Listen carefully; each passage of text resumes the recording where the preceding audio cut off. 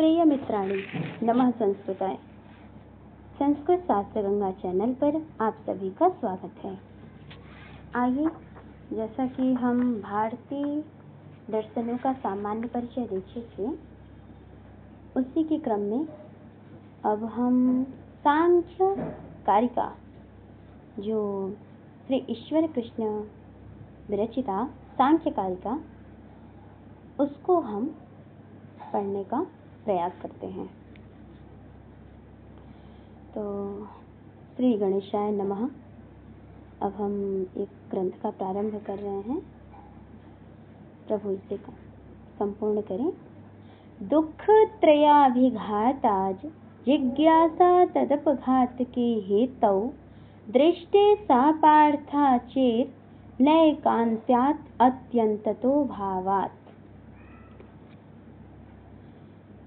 देखिए, यहाँ आया है दुख त्रय।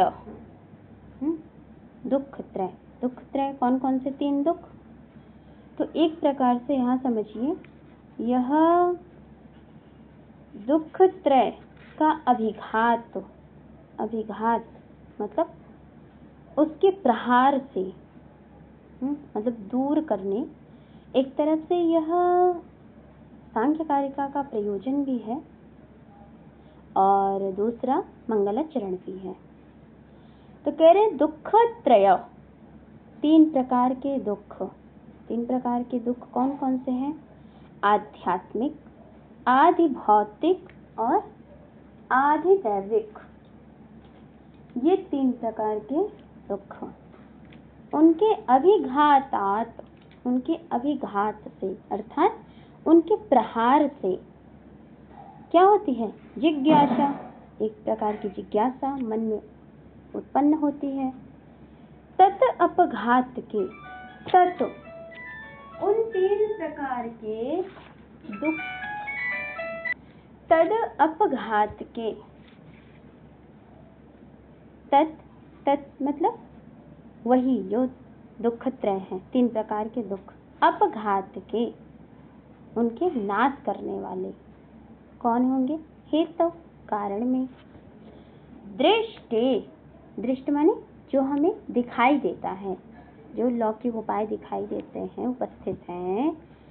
सा अपार्था, तो सा से यहाँ पर वही शास्त्र विषय जिज्ञासा वगैरह, अपार्था व्यर्था, अपार्थ हैं अर्थात व्यर्थ हैं।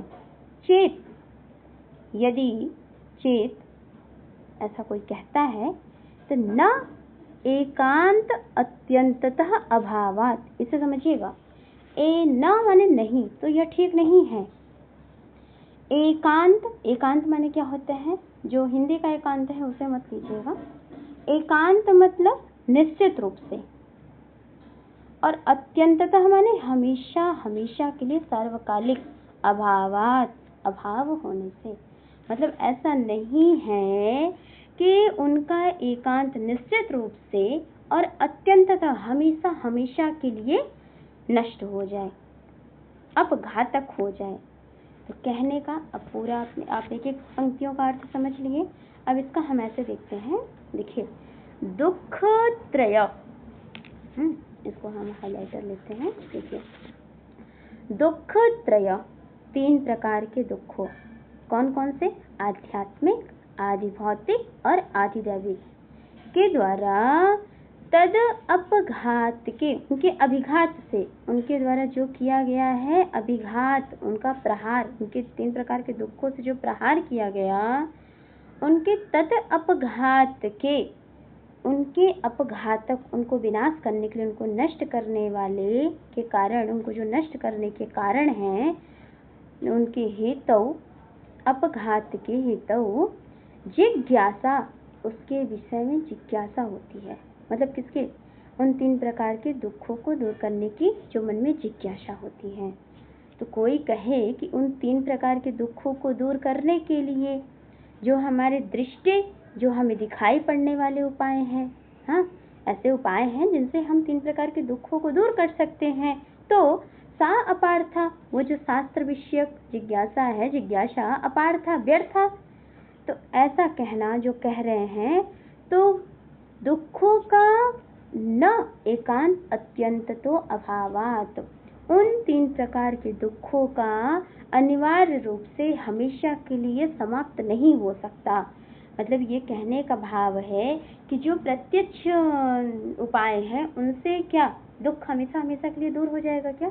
नहीं, ऐसा नहीं है। हाँ, तो मतलब यहाँ मूल रूप से जो दृष्ट उपाय है उसको बता रहे हैं कि वो ठीक नहीं है।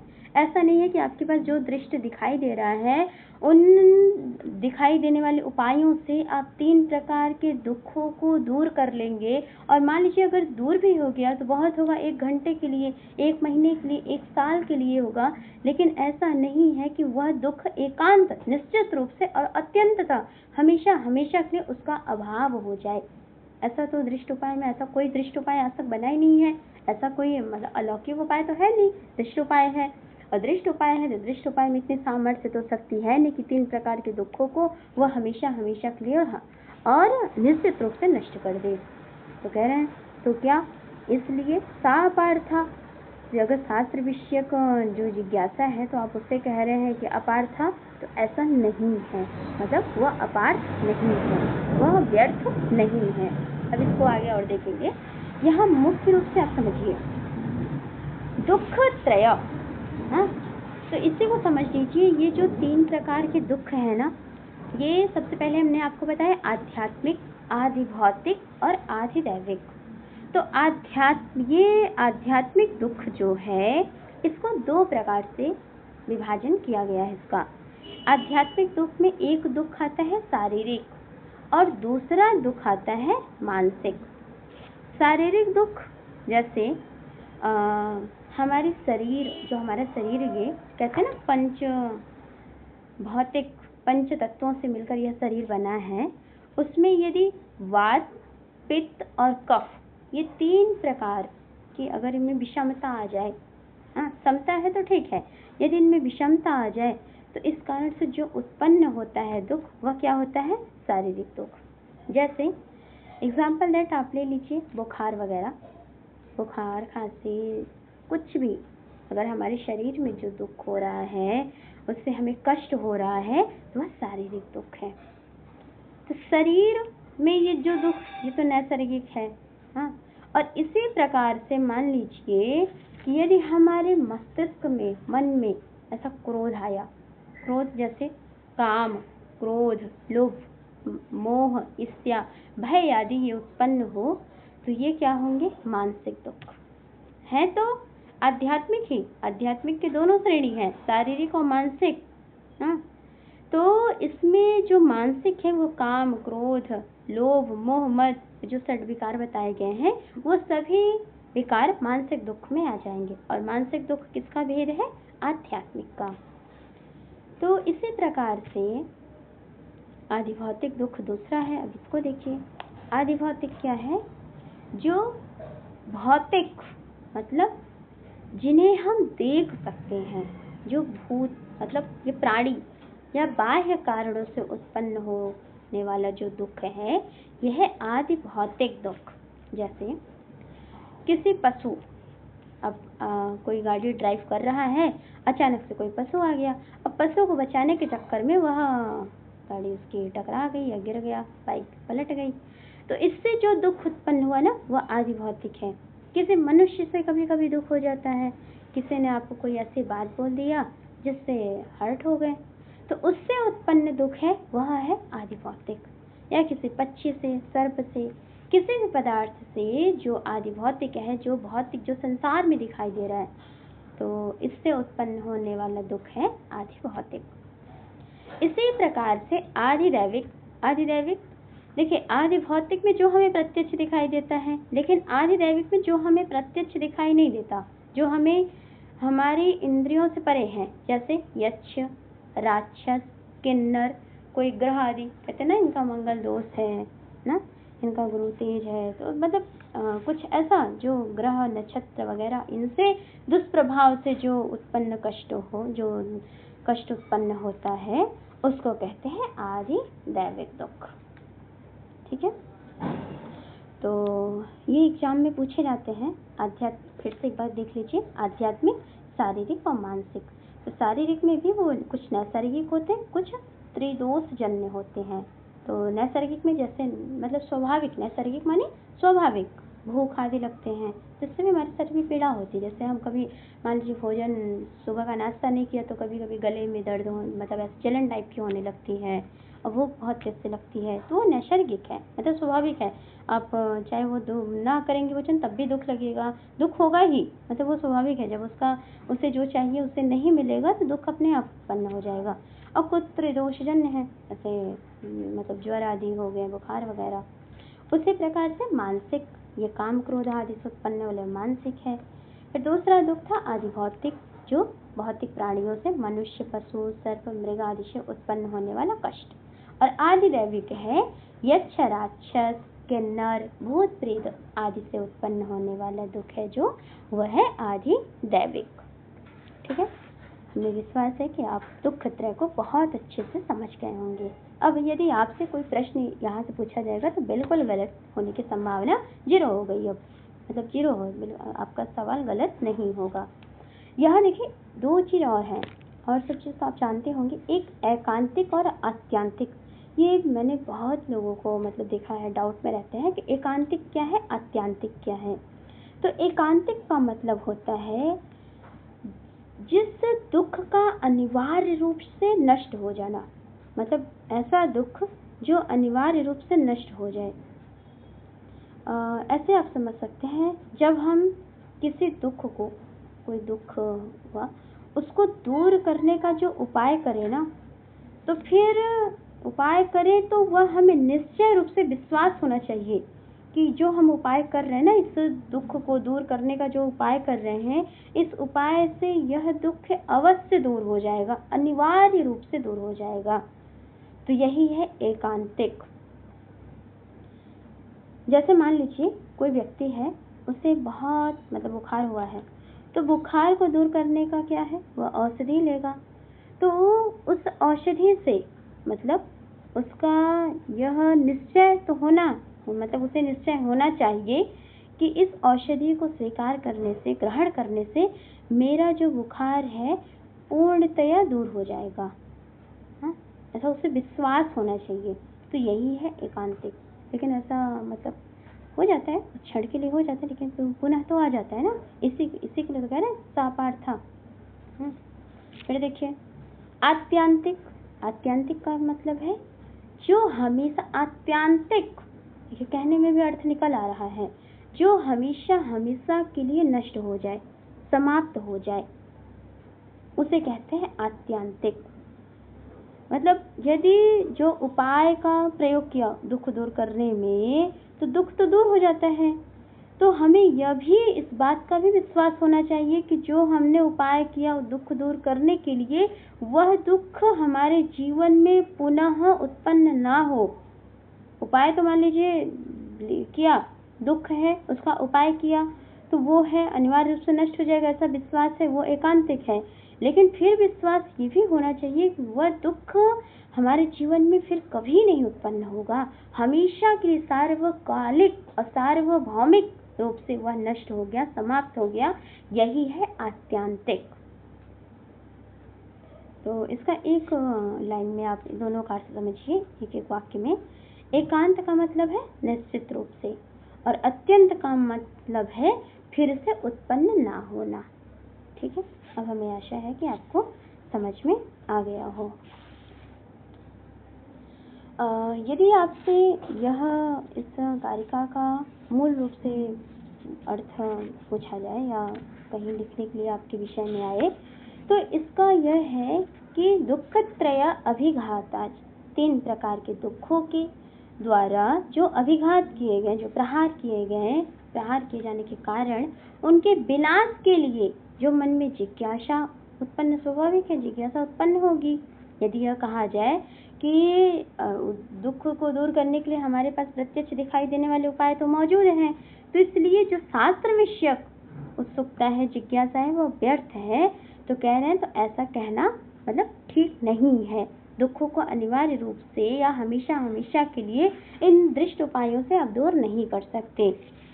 तो यहाँ मुख्य रूप से दुख को दूर करने के जो लौकिक उपायों की अपेक्षा जो शास्त्र रूप जो उपाय है उसको श्रेष्ठता प्रदान की गई है।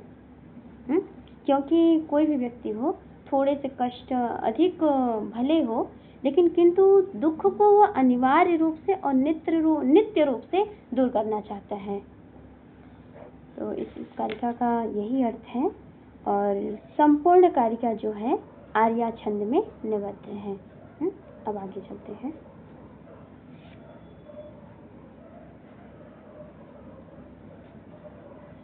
दृष्टवदानुश्रविकः स ह्यै विशुद्धिक्षयातिशययुक्तः तद् विपरीतः श्रेयान् व्यक्ताव्यक्तज्ञविज्ञानात्।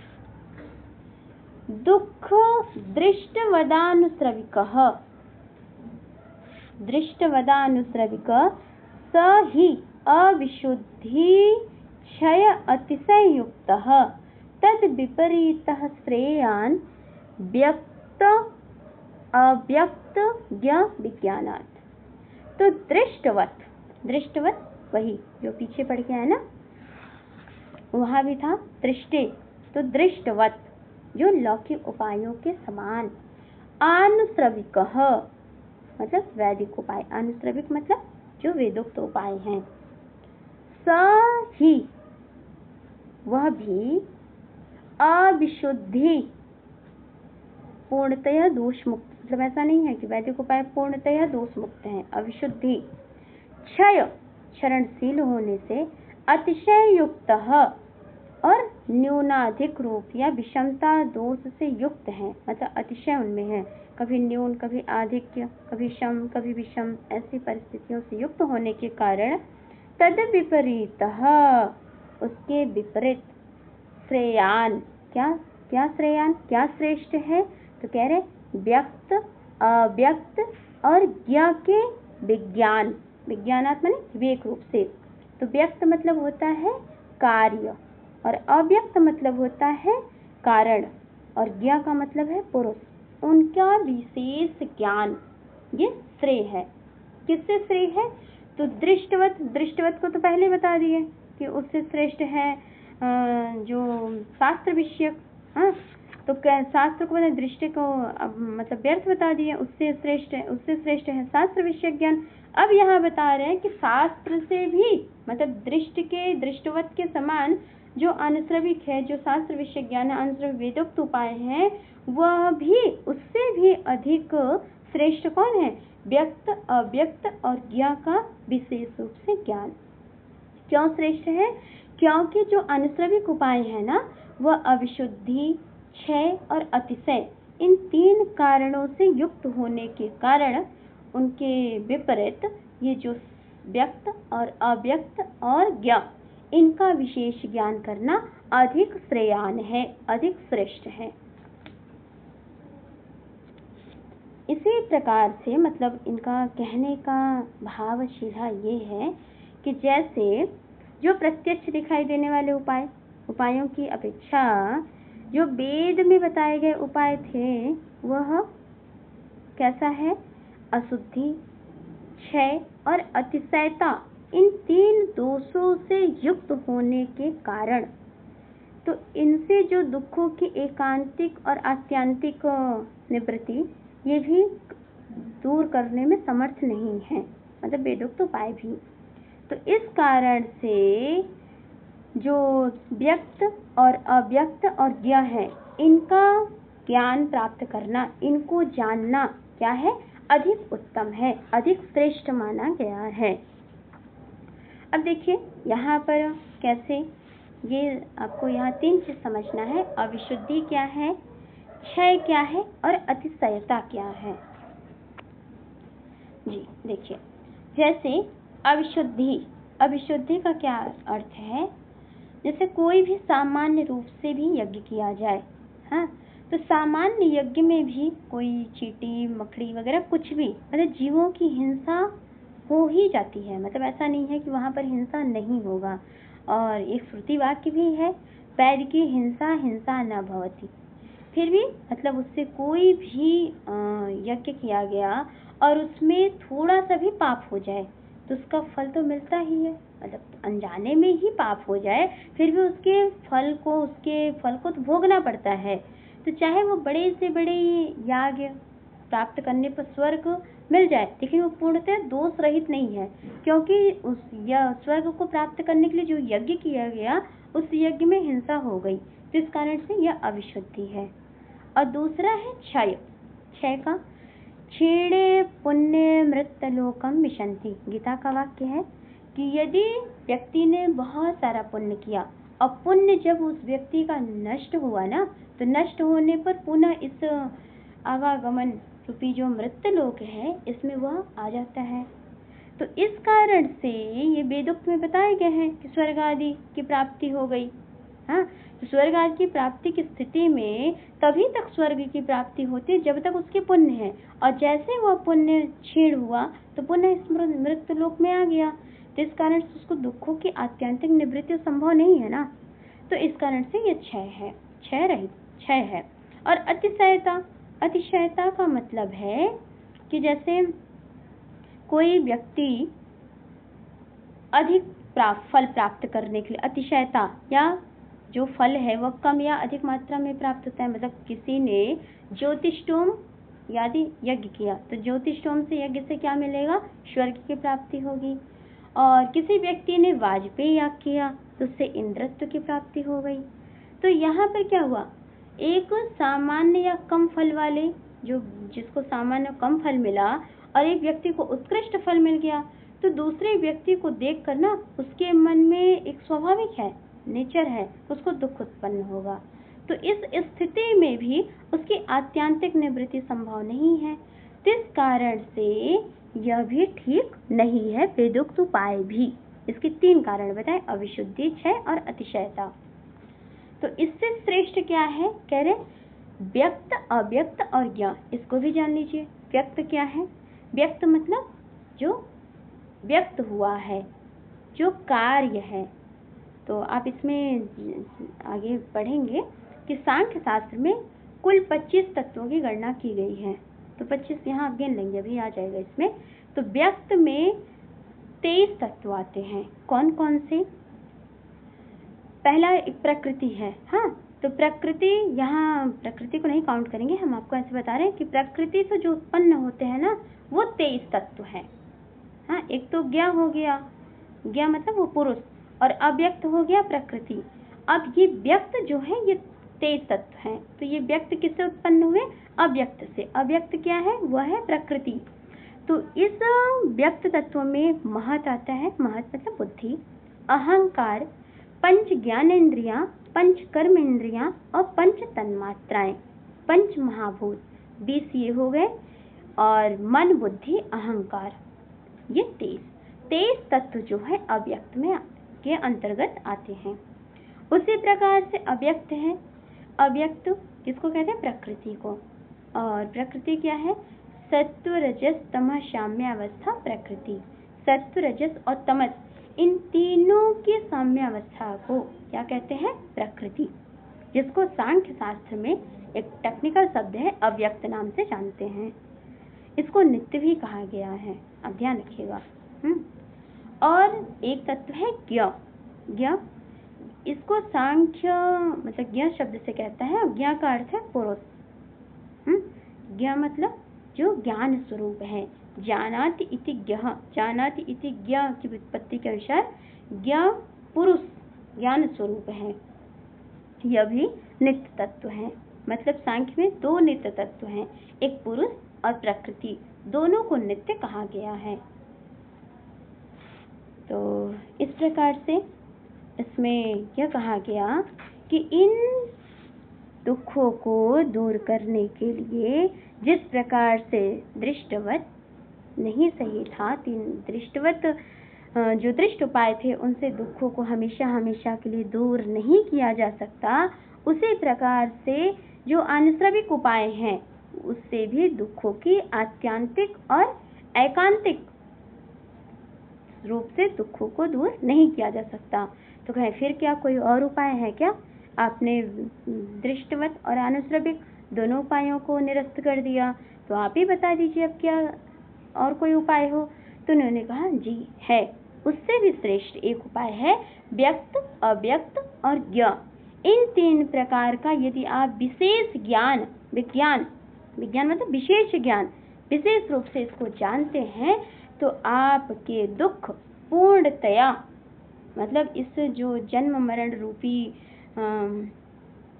संसार है, इससे पूर्णतया आप विशुद्ध हो जाएंगे। पुनर्जन्म के अभाव के कारण आप पुनः इस संसार में उत्पन्न नहीं होंगे या पुनः संसार में आपको जन्म लेना नहीं पड़ेगा, अर्थात मोक्ष रूप फल से आप विभूषित किए जाएंगे, आपको मोक्ष की प्राप्ति हो जाएगी। तो मित्रों, थोड़ा सा हम मतलब आज अधिक समय लगा, पर 2 ही कारिका पढ़ें, पर मेरा मानना है कि एक ही पढ़ें, पर इतना अच्छा पढ़ें कि हमारे मन मस्तिष्क में वह विषय बैठ जाए, तो ये ज़्यादा अच्छा है। पुनः हम आगे और भी इसी प्रकार से लेकर आएंगे। तब तक के लिए धन्यवाद, और आप वीडियो देखिएगा। अभी हम शुरुआत ही किए हैं। यदि आपको इसमें कोई भी सुझाव, मतलब आपको लगता है कि नहीं ये सुझाव देने से, ये राय देने से और भी अच्छा किया जा सकता है, तो प्लीज़ आपसे निवेदन है आप अपना कमेंट हमें ज़रूर दें। अपना सुझाव, अपनी राय, अपने विचार हमारे समक्ष अवश्य रखें। इससे हम कुछ और भी परिवर्तन करके आपके सामने और अच्छे से इसको प्रेजेंट करेंगे। तो मित्रों, आज के लिए इतना ही। शुभ रात्रि, धन्यवाद, पुनः मिलते हैं।